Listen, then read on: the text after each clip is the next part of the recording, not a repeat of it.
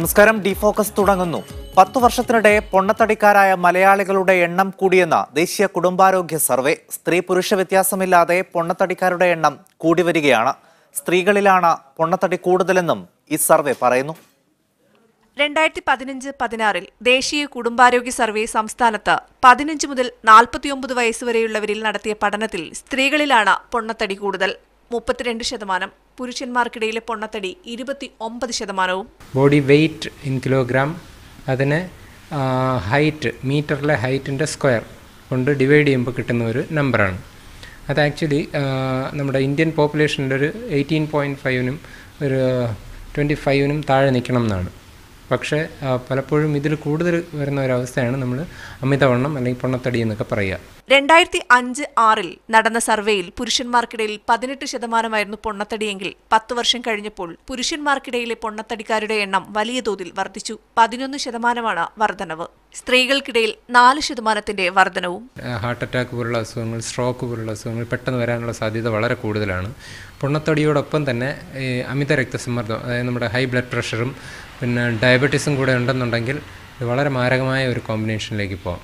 കൃത്യമായ ഭക്ഷണശീലവും വ്യായാമവും പതിവാക്കിയാൽ പൊണ്ണത്തടി ഒഴിവാക്കാമെന്നാണ് വിദഗ്ധർ പറയുന്നത്. സഫീറ മഠത്തിലകത്ത്, മീഡിയ 1, തിരുവനന്തപുരം. മലയാളികൾക്കിടയിൽ അമിതവണ്ണം വ്യാപകമാകുന്നത് എന്തുകൊണ്ട് പരിശോധിക്കുകയാണ് ഡിഫോക്കസ്. ഡയറ്റീഷ്യനായ ഡോക്ടർ ശ്രീജിത്ത് എൻ കുമാർ, അദ്ദേഹം തിരുവനന്തപുരത്ത് നിന്നുണ്ട്. ഒപ്പം തിരുവനന്തപുരം മെഡിക്കൽ കോളേജിലെ അസിസ്റ്റന്റ് പ്രൊഫസർ ആയ ഡോക്ടർ ലിബു ജി കെയും തിരുവനന്തപുരത്ത് നിന്ന് ചർച്ചയിലുണ്ട്. ഡോക്ടർ ലിബു ജി കെ, ഇത് 10 വർഷത്തിന് ഇടയിലുള്ള ഒരു കണക്കുകളാണ് ഇപ്പോൾ ഈ സർവേയുടെ ഭാഗമായി പുറത്തു വന്നിട്ടുള്ളത്. അത് ആശങ്കപ്പെടുത്തുന്ന കണക്കുകൾ തന്നെയാണ്. സ്ത്രീകൾക്കിടയിലും പുരുഷന്മാർക്കിടയിലും ഈ അമിതവണ്ണം വലിയൊരു പ്രശ്നമായി തന്നെ മാറിക്കൊണ്ടിരിക്കുന്നുവെന്ന് ഈ കണക്കുകൾ പറയുന്നു. എങ്ങനെയാണ് ഈ 10 വർഷത്തിനിടയിൽ ഇത്തരമൊരു മാറ്റം മലയാളികൾക്കിടയിൽ പ്രത്യേകിച്ച് വന്നിട്ടുള്ളത്? 10 വർഷത്തിനിടയിൽ നമ്മൾ നോക്കുകയാണെന്നുണ്ടെങ്കിൽ ഒത്തിരി കാര്യങ്ങൾ ചേഞ്ച് ചെയ്തിട്ടുണ്ട്. നമ്മുടെ ജീവിതശൈലിയിൽ ഒത്തിരി മാറ്റം, ഇതുവരെ കാണാത്ത ഒത്തിരി മാറ്റം വന്നിട്ടുണ്ട്. ഇപ്പോൾ ആഹാര രീതിയിലാണെങ്കിലും അതെ, നമ്മുടെ വ്യായാമത്തിൻ്റെ കാര്യത്തിലുമാണെങ്കിലും അതെ, ഒത്തിരി നമ്മുടെ മുമ്പ് ശീലിച്ചിട്ടില്ലാത്ത ഒത്തിരി കാര്യങ്ങൾ മാറിയിട്ടുണ്ട്. ഇത് തന്നെയാണ് ഈ കഴിഞ്ഞ 10 വർഷം സംഭവിച്ചിരിക്കുന്നത്. പിന്നെ നമുക്കറിയാം, നമ്മുടെ ഒത്തിരി പുതിയ പുതിയ ഫുഡ് ജോയിൻസ് വന്നു ചേർന്നു, അതൊരു ഫാക്ടറായിരിക്കാം. പിന്നെ നമ്മുടെ ആഹാരത്തിൽ ഒത്തിരി മീറ്റിൻ്റെ എന്താ പറയുക, ചിക്കൻ, ബീഫ്, മട്ടൺ ഇങ്ങനെയൊക്കെയുള്ള കാര്യങ്ങൾ ഒഴിച്ചുകൂടാത്ത ഒരു കാര്യമായി മാറിയിരിക്കുക. അപ്പോൾ ഇതെല്ലാം തന്നെ നമ്മുടെ ആഹാര രീതിയിലും മാറ്റങ്ങൾ ഉണ്ടാക്കിയിട്ടുണ്ട്. റൈറ്റ്. ഞാൻ വരാം താങ്കളേക്ക്. ഡോക്ടർ ശ്രീജിത്ത്, അതായത് കാരണം അന്വേഷിച്ച് ചെല്ലുമ്പോൾ ആദ്യം എത്തിച്ചേരുന്നത് മാറിയ നമ്മുടെ ജീവിതശൈലിയും ഒപ്പം മാറിയ ഭക്ഷണശൈലിയിലേക്കും തന്നെയല്ലേ? അതായത് കഴിഞ്ഞ 10 വർഷത്തിനിടയിലാണ് ഈ ജങ്ക് ഫുഡും അല്ലെങ്കിൽ അത്തരത്തിലുള്ള ഭക്ഷണമൊക്കെ മലയാളികൾക്കിടയിൽ വ്യാപകമായത്. ഇന്നും അത് വ്യാപകമായി ഉപയോഗപ്പെടുകയും ചെയ്യുന്നു. അതിൻ്റെ കൃത്യമായിട്ടുള്ള ഒരു പ്രതിഫലനമല്ലേ അമിതവണ്ണം എന്നുള്ളത്? തീർച്ചയായിട്ടും അതിനകത്ത് യാതൊരു സംശയവുമില്ല. കാരണം നമ്മളെ സംബന്ധിച്ചിടത്തോളം നമുക്ക് ഒരു ദിവസം വേണ്ട ഭക്ഷണത്തിൻ്റെ, അതായത് ഊർജത്തിൻ്റെ എത്രയോ ഇരട്ടിയാണ് നാം ആഗിരണം ചെയ്തുകൊണ്ടിരിക്കുന്നത്. ഈ തടി എങ്ങനെയാണ് ഉണ്ടാകുന്നത്? നമ്മൾ കഴിക്കുന്ന ഭക്ഷണം നമുക്ക് ആവശ്യത്തിന് ഉപയോഗിക്കാൻ വേണ്ടിയാണ് നമ്മൾ ഭക്ഷണം കഴിക്കുന്നത്. ആവശ്യത്തിലധികം നാം ഭക്ഷണം കഴിക്കുകയാണെങ്കിൽ, അതായത് ശരീരത്തിന് ഒരു ദിവസം ചെലവാക്കുവാനുള്ള ഊർജത്തിലധികം ഭക്ഷണം ഉള്ളിൽ ചെല്ലുകയാണെങ്കിൽ ബാക്കിയുള്ളത് മുഴുവൻ കൊഴുപ്പായി പരിണമിക്കുന്നു. അത് ശരീരത്തിൽ കൊഴുപ്പായി അടിയുന്നു. അങ്ങനെ ആ ദുർമേധസ്, പ്രത്യേകിച്ച് അത് വ്യായാമത്തിലൂടെ ചെലവാക്കുക കൂടി ചെയ്യാതിരിക്കുകയാണെങ്കിൽ തീർച്ചയായിട്ടും അമിതമായി വണ്ണം ഉണ്ടാകും. അപ്പോൾ കഴിഞ്ഞ 20-30 കൊല്ലം കൊണ്ട് ഭയാനകമായ രീതിയിൽ, ദാരുണമായ രീതിയിൽ കേരളത്തിനും ഇന്ത്യക്കും പൊണ്ണത്തടി ഉണ്ടായിരിക്കുകയാണ്. അതിൻ്റെ ദുരന്ത ഫലമാണ് ഇന്ന് നാം അനുഭവിക്കുന്ന ഈ ഹാർട്ട് അറ്റാക്ക് ആയാലും, പക്ഷാഘാതമായാലും, പ്രമേഹമായാലും, വൃക്കരോഗമായാലും ഒക്കെ. ഇത് ഇനിയെങ്കിലും നാം തിരിച്ചറിയേണ്ട കാലം അതിക്രമിച്ചിരിക്കുന്നു. നമ്മൾ ഒരു 3 കൊല്ലം മുമ്പ് ഇന്ത്യൻ മെഡിക്കൽ അസോസിയേഷൻ ഒരു സംസ്ഥാന ഭക്ഷണ നയം ഉണ്ടാക്കിയിരുന്നു, ഒരു ഫുഡ് പോളിസി ഉണ്ടാക്കി. ഈ വർഷം IMA അത് ദേശീയ തലത്തിൽ തന്നെ ഒരു ഫുഡ് പോളിസി ഉണ്ടാക്കുകയാണ്. പക്ഷേ ഈ ഫുഡ് പോളിസികളൊക്കെ ഒരാൾ പോലും തിരിഞ്ഞു നോക്കുന്നില്ല, യാതൊരു രീതിയിൽ നമ്മൾ ഗൗനിക്കുന്നില്ല. അനിയന്ത്രിതമായിട്ടുള്ള ഒരു ഭക്ഷണ സംസ്കാരം നാം വളർത്തിക്കൊണ്ടുവന്നിരിക്കുന്നു. കുട്ടികൾ പോലും അതിന് അടിമകളായിരിക്കുന്നു. ഇപ്പൊ നിലവിലെ കണക്കുകൾ സൂചിപ്പിക്കുന്നത് കേരളത്തിൽ തന്നെ ഭൂരിപക്ഷം സ്ത്രീകൾക്കും അമിതവണ്ണം ഉണ്ടെന്നുള്ളതാണ്. അത് ഭയാനകമായിട്ടുള്ളൊരു സിറ്റുവേഷനാണ്. റൈറ്റ്. ഡോക്ടർ ലിബു, ഇവിടെ ഈ അമിതവണ്ണം എന്നുള്ളത് മറ്റു പല രോഗങ്ങൾക്കും കാരണമാകുന്ന പ്രധാനപ്പെട്ട കാരണങ്ങളിൽ ഒന്നാണ്. ഇത് എപ്പോഴാണ് മറ്റു രോഗങ്ങൾക്ക് കാരണമാകുന്നത്? അത് തുടക്കഘട്ടത്തിൽ തന്നെ നാം ആശങ്കയോടെ ഇതിനെ കാണണമോ, അതോ ഇത് ഏത് സ്റ്റേജിൽ നിന്നാണ് ഇത് മറ്റു രോഗങ്ങൾക്ക് പ്രധാന കാരണമായി മാറുന്നത്? സാധാരണഗതിയിൽ ഈ പൊണ്ണത്തടിയന്മാർ അതല്ലെങ്കിൽ പറയുന്ന ഒബീസായ ആൾക്കാരുടെ ഒരു കണക്കെടുത്ത് നോക്കുകയാണെങ്കിൽ ഇവരുടെ ഒരു പകുതിയോളം അല്ലെങ്കിൽ ഒരു 1/3 പേരെങ്കിലും ചെറുപ്പകാലം തൊട്ടേ ഈ അമിതവണ്ണം ഉള്ളവർ തന്നെയാണ്. അപ്പോൾ അവരുടെ ഈ വണ്ണം കൂടിയ ഈ അവസ്ഥ എന്ന് പറയുന്നത് കാലങ്ങളോളം ഇങ്ങനെ നിൽക്കുമ്പോൾ ഒത്തിരി ചേഞ്ചസ് ശരീരത്തിന് ഉണ്ടാകുന്നുണ്ട്. നമ്മുടെ ശരീരം ഈ പറഞ്ഞ പോലെ ഒരു വളരെ പഴയ കാലത്ത് നോക്കുകയാണെന്നുണ്ടെങ്കിൽ മനുഷ്യന് ഓടാനും മരം കയറാനും ചാടാനും നീന്താനും ഒക്കെയുള്ള രീതിയിൽ ഉണ്ടാക്കിയിരിക്കുന്ന ഈ ശരീരം ആ രീതിയിലൊന്നും പ്രവർത്തിക്കാതെ വരികയും ഒത്തിരി നാളായിട്ട് ഇങ്ങനെ ഈ ഭാരം കൂടി വരികയും ചെയ്യുമ്പോൾ നമ്മുടെ ഈ പറഞ്ഞ സർ നേരത്തെ സൂചിപ്പിച്ച ഹൃദയത്തിൻ്റെയും കിഡ്നികളുടെയും മറ്റ് രക്തക്കൊഴലുകളുടെയും അസുഖങ്ങൾക്ക് പുറമേ ഈ ഡയബറ്റീസ് ഇതുപോലെയുള്ളതിനൊക്കെ പുറമേ നമ്മുടെ സന്ധികളെയും ഒക്കെ ബാധിക്കുന്നുണ്ട്. ഭാരം നമ്മുടെ സന്ധികളെയൊക്കെ ബാധിക്കുന്നുണ്ട്. കാലക്രമേണ ഇവരെല്ലാം തന്നെ സന്ധിവേദനയും മറ്റുമൊക്കെ ആയിട്ട് ആശുപത്രിയിൽ പോയി എത്തേണ്ട ഒരു സാഹചര്യം വരുന്നുണ്ട്. ഇതിനോടൊപ്പം തന്നെ ഈ ലോങ് സ്റ്റാൻഡിങ് ആയിട്ട്, അതായത് കൂടുതൽ കാലം ഈ അമിതവണ്ണം തുടരുന്നതാണ് വളരെ കൂടുതൽ ആരോഗ്യ പ്രശ്നങ്ങൾക്ക് ഇടയാക്കുന്നത്. എന്നാൽ ഏർലി ആയിട്ട് തന്നെ ഈ ഒരു ടെൻഡൻസി മനസ്സിലാക്കുകയും ഏതെങ്കിലും വിധത്തിൽ അതിന് ഒരു ഇൻ്റർവീൻ ചെയ്യുകയാണെന്നുണ്ടെങ്കിൽ, എതിരായിട്ട് എന്തെങ്കിലും ഒരു പ്രവർത്തനം തുടങ്ങുകയും ചെയ്യുകയാണെന്നുണ്ടെങ്കിൽ നമുക്ക് കുറേയധികം ഈ പ്രശ്നങ്ങൾ റിവേഴ്സ് ചെയ്യാം, അല്ലെങ്കിൽ തിരിച്ച് നമ്മുടെ നോർമൽ ഇതിലേക്ക് കൊണ്ടുവരാൻ കഴിയും. റൈറ്റ്. ഡോക്ടർ ശ്രീജിത്ത്, ഇവിടെ ആശങ്കപ്പെടുത്തുന്ന മറ്റൊരു കണക്ക് കുട്ടികളിൽ പോലും ഇത് അമിതമായി കണ്ടുവരുന്നു എന്നുള്ളതാണ്. അത് ഈ ഭക്ഷണത്തിന്റെ പ്രശ്നം കൊണ്ട് മാത്രമാണോ? തീർച്ചയായിട്ടും. ഞാൻ നേരത്തെ പറഞ്ഞു, നമുക്ക് ഇതിനകത്ത് രണ്ട് കാരണങ്ങളേ ഉള്ളൂ. ഒന്ന്, നമ്മൾ അമിതമായി ഭക്ഷണം കഴിക്കുന്നു. രണ്ട്, നമുക്ക് വ്യായാമം തീരെ ഇല്ലാതെ ആയിരിക്കുന്നു. അമിതമായി ഭക്ഷണം കഴിക്കുന്നു എന്ന് പറയുമ്പോൾ നേരത്തെ ഡോക്ടർ ലിജു സൂചിപ്പിച്ചത് മാതിരി മനുഷ്യനെ സൃഷ്ടിച്ചിരിക്കുന്ന ഒരു രീതിയുണ്ട്. മനുഷ്യൻ കഴിക്കേണ്ട ചില ഭക്ഷണ പദാർത്ഥങ്ങളുണ്ട്. പലരും പറയും, ഡോക്ടറെ ഞാൻ വളരെ കുറച്ചേ കഴിക്കുന്നുള്ളൂ, ഞാൻ 3 ദോശയെ കഴിക്കുന്നുള്ളൂ, അല്ലെങ്കിൽ 3 ഇഡലിയെ കഴിക്കുന്നുള്ളൂ, ഞാൻ ഒരു അരത്ത പിച്ചോറെ എടുക്കുന്നുള്ളൂ എന്നൊക്കെ പറയും. ഇത് അങ്ങോട്ടും ഇങ്ങോട്ടും കുടുംബത്തിൽ താരതമ്യം ചെയ്ത് പറയുകയാണ്. മാത്രമല്ല, നിർഭാഗ്യവശാൽ നാം ഈ ഭക്ഷണം മുഴുവൻ കണ്ടുപഠിച്ചിരിക്കുന്നത് നമ്മുടെ പൂർവികരിൽ നിന്നാണ്. അപ്പം അവർക്ക് ഈ പറഞ്ഞ മാതിരി പറമ്പ് കിളയ്ക്കാനും തെങ്ങി കയറാനും പിന്നെ വേലി കെട്ടാനും ഒക്കെ ഒരുപാട് കായിക അധ്വാനം അവർ ചെയ്യുമായിരുന്നത് കൊണ്ട് ഈ ഭക്ഷണത്തിനെ അവർക്ക് കത്തിക്കാൻ സാധിക്കുമായിരുന്നു. പക്ഷെ നിലവിൽ നാം അതൊന്നും ചെയ്യുന്നില്ല. ഒന്നുകിൽ ബൈക്ക് സ്റ്റാർട്ടാക്കുന്നു, അല്ലെങ്കിൽ കാറിൽ കയറുന്നു, പോകുന്നു, വ്യായാമം ഒട്ടുമില്ല, ലിഫ്റ്റിൽ പോകുന്നു. അപ്പം ഇങ്ങനെയുള്ള ഒരാളിൽ ഇത്രയും ഭക്ഷണം ആവശ്യമേ ഇല്ല. നാം മനസ്സിലാക്കേണ്ടത് വളരെ ലളിതമായിട്ടുള്ളൊരു കാര്യമാണ്. Indian council four medical research പറഞ്ഞിട്ടുണ്ട്, സ്ത്രീകളിലെ ഉദരഭാഗത്തെ ചുറ്റളവ്, അതായത് പുക്കിൾ വരുന്ന ഭാഗത്ത് ഒരു തയ്യൽ ടേപ്പ് എടുത്ത് ചുറ്റുമളക്കുകയാണെങ്കിൽ സ്ത്രീകളിൽ അത് 80 സെന്റിമീറ്ററിൽ താഴെയും പുരുഷന്മാരിൽ അത് 90 സെന്റിമീറ്ററിൽ താഴെയുമായിരിക്കണം. ഇത് പറയുമ്പോൾ പലരും അത്ഭുതപ്പെടും. ചിലർക്ക് 100, 120, 118 ഒക്കെ ആയിരിക്കും. പക്ഷെ അത് തീർച്ചയായിട്ടും തെറ്റാണ്. എന്നുള്ളത് മാത്രമല്ല, ഓരോ സെന്റിമീറ്റർ കുറയും തോറും ഈ രോഗാതുരത, ഡയബറ്റീസിനാകട്ടെ, അമിത രക്തസമ്മർദ്ദത്തിനാകട്ടെ, കൊളസ്ട്രോളിനാകട്ടെ, ഹൃദ്രോഗത്തിനാകട്ടെ, ക്യാൻസറിനാകട്ടെ ഉള്ള സാധ്യതകൾ കുറഞ്ഞു വരികയാണ്. അതുകൊണ്ട് നമുക്ക് ശരീരം മെലിഞ്ഞേ മതിയാകുള്ളൂ. ശരീരം മെലിയണമെങ്കിൽ അതിൻ്റെ ഫോർമുല വളരെ സിമ്പിളാണ്. നാം ഇപ്പോൾ കഴിച്ചുകൊണ്ടിരിക്കുന്ന അന്നജത്തിൻ്റെയും കൊഴുപ്പിൻ്റെയും അളവ് അമിതമാണ്, ധാരാളമാണ്. അത്രയും നാം കഴിക്കാൻ പാടില്ല. അരിയും ഗോതമ്പ്, അതുപോലെ കിഴങ്ങ് വർഗ്ഗങ്ങൾ, ഈ നേരത്തെ സൂചിപ്പിച്ച മാതിരി മട്ടൺ, ബീഫ്, ഇങ്ങനെയുള്ള ഭക്ഷണങ്ങളൊക്കെ കുറച്ച് എണ്ണയൊക്കെ ഒഴിവാക്കി പച്ചക്കറികളും പഴവർഗ്ഗങ്ങളും കൊണ്ട് വയറ് നിറയ്ക്കാൻ നാം ശീലിക്കണം. ഓരോ നേരം ഭക്ഷണം കഴിക്കുമ്പോഴും, ഇപ്പോൾ രാവിലെ ഭക്ഷണത്തിന് സാമ്പാറിൻ്റെ കഷ്ണങ്ങളോ, അല്ലെങ്കിൽ പയർ മുളപ്പിച്ചതോ, അല്ലെങ്കിൽ സാലഡ്സോ, 11 മണിക്കൊരു ആപ്പിളോ, നമ്മുടെ ഈ വട, വാഴയ്ക്കപ്പം, ഇതൊന്നും നല്ലതല്ല. ഇത്തരത്തിലുള്ള കടകൾ കൂണുകൾ പോലെ ഉണ്ടാവുകയാണ്.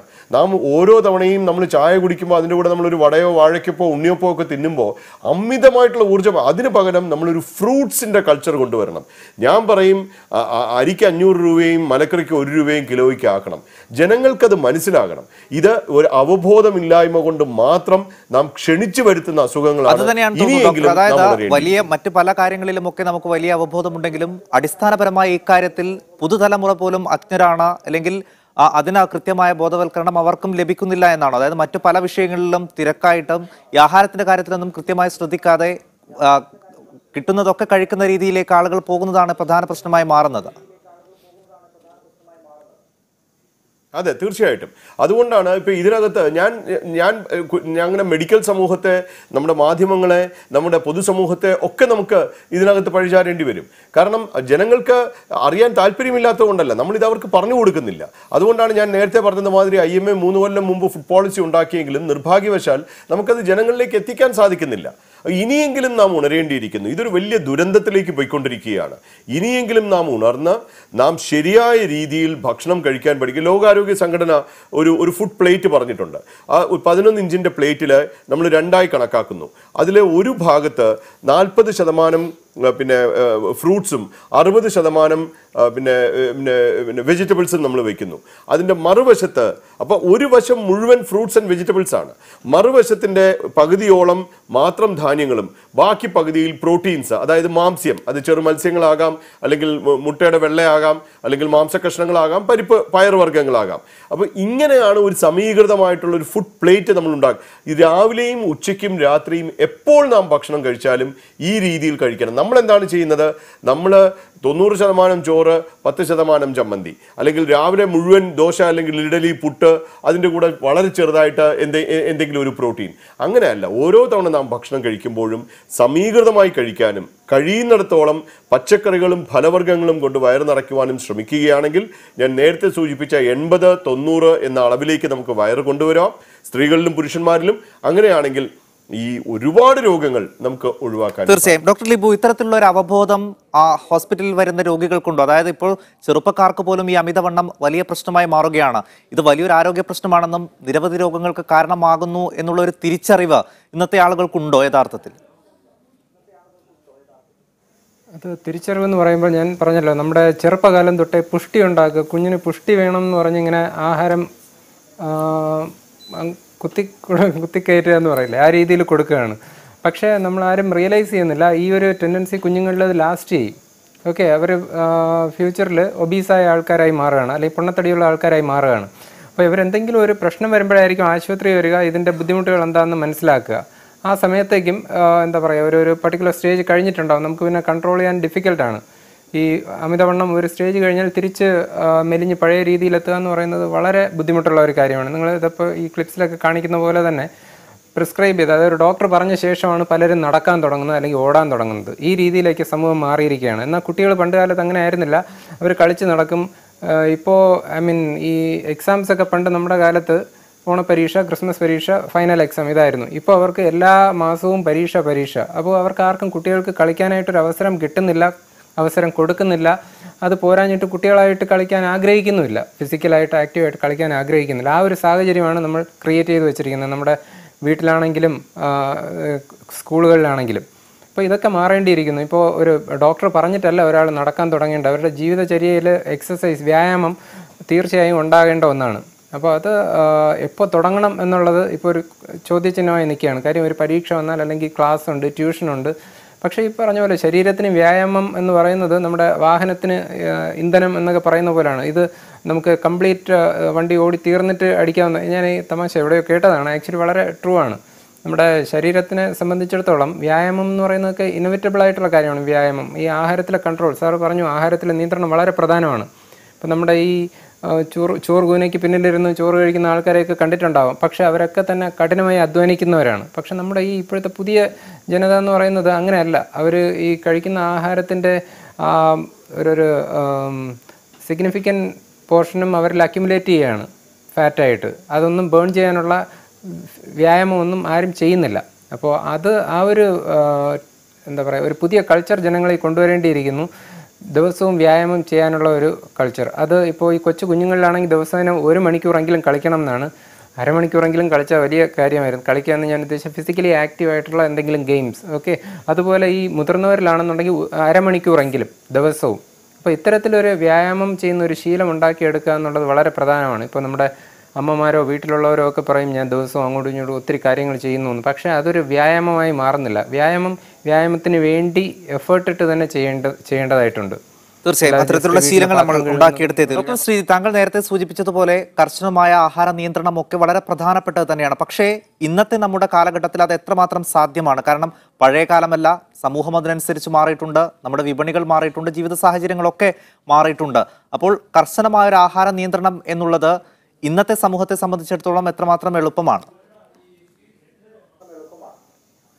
അല്ല, അത് എളുപ്പമാകേണ്ടിയിരിക്കുന്നു. അതായത് ഇതിനകത്ത് അജ്ഞത മാത്രമാണ് ഒരു പ്രശ്നം. ജനങ്ങൾ മനഃപൂർവ്വം ഇത് വലിച്ചുവാരി തിന്നുന്നതല്ല, അവർക്ക് അറിയാത്തത് കൊണ്ടാണ്, അവർക്കിത് ആരും പറഞ്ഞു കൊടുക്കാത്തത് കൊണ്ടാണ്. നിങ്ങൾ കാർഡിയോളജിസ്റ്റുകളെ നോക്കൂ, അല്ലെങ്കിൽ ഡോക്ടർമാരെ നോക്കൂ, അല്ലെങ്കിൽ പിന്നെ IAS ഉദ്യോഗസ്ഥരെ നോക്കൂ. പൊണ്ണത്തടിയുള്ള എത്ര പേരുണ്ട്? വളരെ വളരെ കുറവാണ്. പ്രത്യേകിച്ച് ഹാർട്ടിൻ്റെ കാർഡിയോളജി ഡോക്ടറോ, അല്ലെങ്കിൽ ഞാനിപ്പം ഡയബറ്റീസ് ട്രീറ്റ് ചെയ്യുന്ന ഒരു ഡോക്ടറാണ്, അല്ലെങ്കിൽ ഡോക്ടർ ലിബുവിനെ തന്നെ നോക്കും. എനിക്ക് ആക്ച്വലി പിന്നെ എനിക്ക് സന്തോഷമുണ്ട് എന്നെക്കാളും വണ്ണം കുറഞ്ഞുള്ള ഒരാൾ ഇവിടെ ഇരിക്കുന്നു എന്നുള്ളതിൽ. അപ്പം ഇത് കാണിക്കുന്ന എന്താണ്? ഇപ്പം തന്നെ ലോക പ്രമേഹ സമ്മേളനം ഉണ്ടായിരുന്നു കഴിഞ്ഞ മാസം പിന്നെ അബുദാബിയിൽ വെച്ച്. ആ ലോക പ്രമേഹ സമ്മേളനത്തിൽ വന്ന ഏറ്റവും വലിയൊരു പഠനം 86% പേരിൽ 15 കിലോ ഭാരം കുറച്ചപ്പോൾ പ്രമേഹം മാറി എന്നുള്ളതാണ്. അപ്പോൾ ഇതൊരു വലിയ സന്ദേശമാണ്.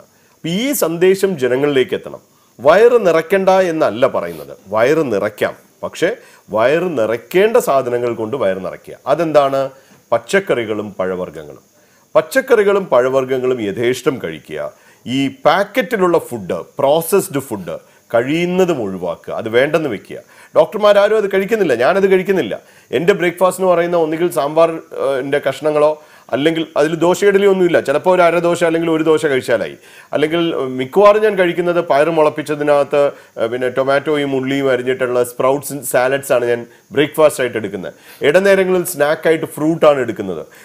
ഇപ്പം വേൾഡ് ഡയബറ്റീസ് കോൺഗ്രസിന് പോയിട്ട് വന്ന ശേഷം ഞാനൊരു 5 കിലോ വെയിറ്റ് വീണ്ടും കുറച്ചു. ഇനിയും എനിക്ക് 1-2-3 കിലോയും കൂടെ എങ്കിലും കുറച്ച് കഴിഞ്ഞാൽ എൻ്റെ ബോഡി മാസ് ഇൻഡെക്സ് കറക്റ്റ് ആവുള്ളൂ. അപ്പോൾ ആ രീതിയിലേക്ക് നമ്മൾ ശ്രമിച്ചു കഴിഞ്ഞാൽ മരുന്നില്ലാതെ, ഹാർട്ട് അറ്റാക്ക് ഇല്ലാതെ, ICUവിൽ കയറാതെ നമുക്ക് ജീവിക്കാം. ആരാണത് ആഗ്രഹിക്കാത്തത്?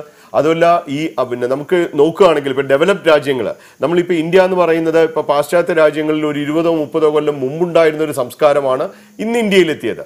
അവർക്ക് ഇത്തരത്തിൽ പൊണ്ണത്തടി ഒരു പ്രശ്നമായിരുന്നു. പക്ഷെ പല രാജ്യങ്ങളും അത് അതിജീവിച്ചു കൊണ്ടിരിക്കുകയാണ്. ഈ അമേരിക്കയിലും മറ്റും സ്കൂളുകളിൽ ഈ കൊക്കക്കോളയെ തുടങ്ങിയ സംഗതികൾ നിരോധിച്ചു കഴിഞ്ഞിരിക്കുകയാണ്. നമ്മളിപ്പോഴും അത് ചെയ്തിട്ടില്ല. അപ്പം അത്തരത്തിലുള്ള നിയമനിർമ്മാണത്തിലൂടെയും പൊതുജന പങ്കാളിത്തത്തിലൂടെയും സർവനാത്മാവുള്ള ഒരു അവബോധത്തിലൂടെയും നമുക്ക് ഈ പ്രശ്നങ്ങൾ ജനങ്ങളിലേക്ക് എത്തിക്കുകയും നല്ലൊരു ഉത്തമമായിട്ടുള്ള ഒരു ഭക്ഷണശീലം വരുത്തുകയും നിയമനിർമ്മാണത്തിലൂടെയും ജനങ്ങളെ സഹായിച്ചും നമുക്ക് ഒരുപാട് കൃഷി ഉണ്ടാക്കണം, ഒരുപാട് ഫ്രൂട്ട്സ് ആൻഡ് വെജിറ്റബിൾസ് വരണം. അത്തരത്തിൽ ഒരു ഭക്ഷണ സംസ്കാരം ഉണ്ടാക്കിയെടുത്താൽ തീർച്ചയായിട്ടും നമുക്ക് ഈ പ്രശ്നം അതിജീവിക്കാൻ സാധിക്കും. അതിജീവിച്ചേ മതിയാകും. ഡോക്ടർ ലിബു, അതായത് ഇപ്പോൾ ദിനേന നിരവധി ആളുകൾ നിങ്ങളടുത്ത് ഇത്തരം പ്രശ്നങ്ങളുമായിട്ട് വരുന്നുണ്ടാകും. നിലവിൽ നമ്മുടെ ചികിത്സാ രീതി അനുസരിച്ച് എന്തൊക്കെയാണ് അവർക്ക് നിങ്ങൾ നിർദ്ദേശിക്കുന്ന കാര്യങ്ങൾ? സാധാരണഗതിയിൽ നേരത്തെ നമ്മൾ ഇതുവരെ പറഞ്ഞുകൊണ്ടിരുന്ന ഇതിൽ നിന്ന് നമുക്ക് മനസ്സിലായി കാണും, ആഹാരത്തിലെ പ്രശ്നങ്ങളും വ്യായാമമില്ലായ്മയുമാണ് ഇതിൻ്റെ പ്രധാനപ്പെട്ട കാരണങ്ങൾ. ഇതുപോരാതെ ചിലപ്പോൾ ചിലർക്ക് ജനറ്റിക്കായിട്ട് ഒബീസിറ്റി കാണാറുണ്ട്. പിന്നെ ചിലർക്ക് ഈ പറഞ്ഞ പോലെ ചില രോഗത്തിൻ്റെ ഭാഗമായിട്ടും കുറച്ച് പൊണ്ണത്തടി കാണാറുണ്ട്. അപ്പോൾ ഇതെന്താണ് കാരണം എന്നുള്ളത് ആദ്യം അസസ് ചെയ്യേണ്ടതുണ്ട്. എന്തെങ്കിലും ഹോർമോണൽ പ്രശ്നം കൊണ്ടാണോ, അതോ ഇത് ഈ പറഞ്ഞ പോലെ അമിത ആഹാരവും വ്യായാമക്കുറവും കൊണ്ടാണോ എന്നൊക്കെ ഉള്ളത് അസസ് ചെയ്ത ശേഷം അദ്ദേഹത്തിനുള്ള മറ്റ് അസുഖങ്ങൾ എന്തൊക്കെയാണെന്നും കൂടെ മനസ്സിലാക്കിയ ശേഷം ഒരു ഡയറ്റ് പ്ലാൻ നിർദ്ദേശിക്കാം. ഡയറ്റ് പ്ലാൻ അതിപ്പോൾ സാർ നേരത്തെ വളരെ വിശദമായി പറഞ്ഞു. നമ്മുടെ ഫുഡ് പ്ലേറ്റ് എന്ന കൺസെപ്റ്റാണ് ഇപ്പോൾ നമ്മൾ ഉപയോഗിക്കുന്നത്. അല്ല, പണ്ട് നമ്മൾ ഫുഡ് പിരമിഡ് എന്ന് പറയുമായിരുന്നു. പക്ഷേ ഇപ്പോൾ നമ്മൾ ഫുഡ് പ്ലേറ്റ് എന്ന് പറയുമ്പോൾ സാർ പറഞ്ഞ പോലെ അത് വളരെ ശ്രദ്ധിച്ച് കേൾക്കേണ്ട ഒരു കാര്യം തന്നെയാണ്. പകുതിയോളം നമ്മുടെ ആഹാരത്തിൻ്റെ ഒരു പ്ലേറ്റ് എടുത്താൽ അതിൽ പകുതിയോളം വെജിറ്റബിൾസും ഫ്രൂട്ട്സും തന്നെ ആയിരിക്കണം. ഞാനിത് വീണ്ടും പറയുന്നത് നിങ്ങൾ വീണ്ടും അത് മനസ്സിലാക്കണം എന്നുള്ളതുകൊണ്ട് മാത്രമാണ്. അതുപോലെ തന്നെ മറ്റേ പകുതിയുടെ പകുതി മാത്രമേ നമ്മുടെ റൈസ് അല്ലെങ്കിൽ ഈ പറഞ്ഞ പോലെ സീരിയൽസ് അല്ലെങ്കിൽ അങ്ങനെ എന്തെങ്കിലും ബ്രെഡ്, ഇപ്പോൾ വെസ്റ്റേണേഴ്സ് ആണെങ്കിൽ അവർ ബ്രെഡൊക്കെ കഴിക്കും. നമ്മളാണെങ്കിൽ അരി ആഹാരം, ശരി, 1/4. പിന്നെ മറ്റൊരു 1/4 മാംസ്യം എന്ന് പറയുമ്പോൾ നമുക്ക് ഒരു വെജിറ്റേറിയൻ ആണെന്നുണ്ടെങ്കിൽ പരിപ്പ്, പയർ അങ്ങനെയൊക്കെയുള്ള ആഹാരം. നമ്മുടെ ഒരു നോൺ വെജിറ്റേറിയൻ ആണെങ്കിൽ കഴിയുന്നതും ഫിഷ് അല്ലെങ്കിൽ ചിക്കൻ ആകാം. പക്ഷേ ഈ പറയുന്ന റെഡ് മീറ്റ്, മറ്റ് മീറ്റ്, ബീഫ് അങ്ങനെയൊക്കെയുള്ളത് കഴിയുന്നതും അവോയ്ഡ് ചെയ്യുക. പിന്നെ ഇതൊന്നും പറ്റില്ല എന്നുണ്ടെങ്കിൽ അറ്റ്ലീസ്റ്റ് ചെയ്യാവുന്നത് എന്തും ആകാം, പക്ഷേ ക്വാണ്ടിറ്റി കുറയ്ക്കുക. പക്ഷേ വെജിറ്റബിൾസ് ആൻഡ് ഫ്രൂട്ട്സ് മസ്റ്റായിട്ട് ധാരാളം കഴിക്കുക. പിന്നെ ധാരാളം വെള്ളം കുടിക്കുക. അപ്പോൾ ഈ ഡയറ്റ് നന്നായിട്ട് ഇൻസിസ്റ്റ് ചെയ്യുക. പിന്നെ മറ്റൊരു കാര്യം ശ്രദ്ധിക്കാനുള്ളത്, ഇപ്പോൾ ഫ്രൂട്ട്സ് ചൂസ് ചെയ്യുമ്പോൾ ഡയബറ്റീസ് ഉള്ള ഒരാളാണെന്നുണ്ടെങ്കിൽ നമ്മൾ അധികം മധുരമുള്ള ഇപ്പോൾ മാമ്പഴം, ചക്ക ഇങ്ങനെയൊക്കെ ഉള്ളത് വളരെ മധുരമുള്ള ആഹാരമാണ്, അതിനെ കുറച്ചൊന്ന് കുറയ്ക്കുക. പക്ഷേ ഡോക്ടർ ലിബു, അവിടെ തന്നെ ഉയർന്നു വരുന്ന മറ്റൊരു സംശയമുണ്ട്. എത്രമാത്രം സുരക്ഷിതമാണ് മാർക്കറ്റുകളിൽ നിന്ന് വാങ്ങുന്ന പഴവർഗ്ഗങ്ങൾ എന്നുള്ള കാര്യത്തിൽ? അതും ആരോഗ്യ പ്രവർത്തകർ തന്നെ വലിയ രീതിയിൽ അതിലും ആശങ്ക പറയുന്നുണ്ട്. പലതരത്തിലുള്ള കീടനാശിനികൾ ഉൾപ്പെടുത്തിയാണ് എല്ലാ പഴവർഗ്ഗങ്ങളും ഇന്ന് നമുക്ക് ലഭിക്കുന്നത്. അതുകൊണ്ട് എത്ര സുരക്ഷിതമായി അത് ഉപയോഗിക്കാമെന്നുള്ള കാര്യത്തിലും ആളുകൾക്ക് സംശയം വരും. തീർച്ചയായും ഈ പറഞ്ഞത് വളരെ ശരിയാണ്. പക്ഷേ ഒരു കാര്യം, മെഡിക്കൽ പ്രൊഫഷണൽസ്, ഡോക്ടേഴ്സ് അല്ലെങ്കിൽ ഹെൽത്ത് കെയർ പ്രൊഫഷണൽസ് എന്ന രീതിയിൽ നമുക്ക് റെക്കമെൻഡേഷൻ വയ്ക്കാം എന്നതിനേക്കാൾ ഉപരി ഗവൺമെൻറ്റും അതുമായിട്ട് ബന്ധപ്പെട്ട ഏജൻസീസും തന്നെ അതിലും ഒരു ഒരു റെഗുലേഷൻ കൊണ്ടുവരേണ്ടിയിരിക്കുന്നു. ജനങ്ങൾക്ക് പച്ചക്കറി, നല്ല പച്ചക്കറി ലഭ്യമാക്കുക എന്നുള്ളത് നമ്മുടെ ഗവൺമെൻറ്റിൻ്റെ ഒരു കടമയാണ്. നമുക്ക് ഇപ്പോൾ ധാരാളം പച്ചക്കറി കഴിക്കാൻ പറയുന്നു. ഇതുപോലെ തന്നെ ഗവൺമെൻറ്റിനോട് നമ്മൾ വ്യായാമം ചെയ്യാനുള്ള സാഹചര്യം ചോദിക്കുന്നു. നമ്മുടെ ഇവിടെ ഉള്ള ഗ്രൗണ്ടെല്ലാം മാറ്റി ബിൽഡിംഗ് കെട്ടുകയാണ്. അതുപോലെ നമുക്കറിയാം, നമ്മുടെ പലയിടത്തും കുട്ടികൾക്ക് കളിക്കാനുള്ള സാഹചര്യം ഇല്ല. ഒരു എല്ലായിടത്തും ഇപ്പോൾ ഒരു ഹൗസിംഗ് കോംപ്ലക്സ് വന്നാലും അവിടെ വേണ്ടത്ര കളിക്കാനുള്ള ഫെസിലിറ്റിയെക്കുറിച്ചൊന്നും ആരും ശ്രദ്ധിക്കുന്നില്ല. ആകെയുള്ളത് 1-2 സ്റ്റേഡിയംസ്. അതിലാണെങ്കിൽ മനുഷ്യന് കയറണം എന്നുണ്ടെങ്കിൽ ഒത്തിരി റെഗുലേഷൻസ് അവിടെ ഉണ്ട്.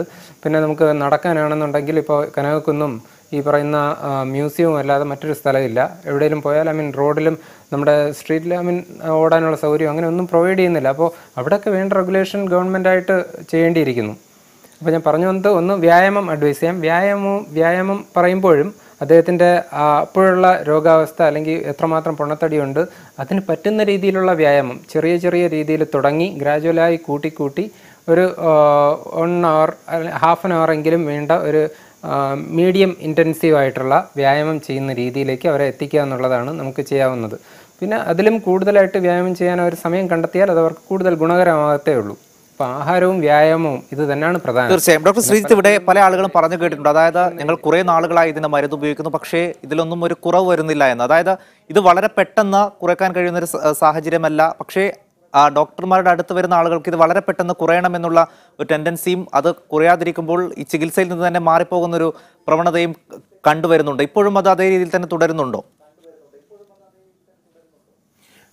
ഇപ്പോൾ ഈ പൊണ്ണത്തടിക്ക് ചികിത്സ വേണ്ടത് വ്യക്തിക്കല്ല, സമൂഹത്തിനാണ്.